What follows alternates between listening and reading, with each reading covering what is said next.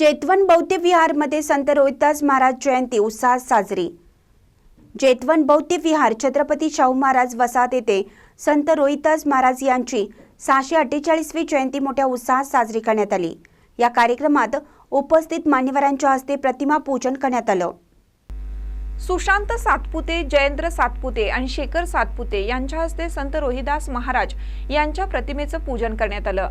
कार्यक्रमाचे आयोजन राहुल सातपुते, सुवर्णा सातपुते, सुप्रिया कांबळे, महेंद्र सातपुते आणि जेतवन बौद्ध विहार अध्यक्ष चेतन वाघमारे यांनी केलं।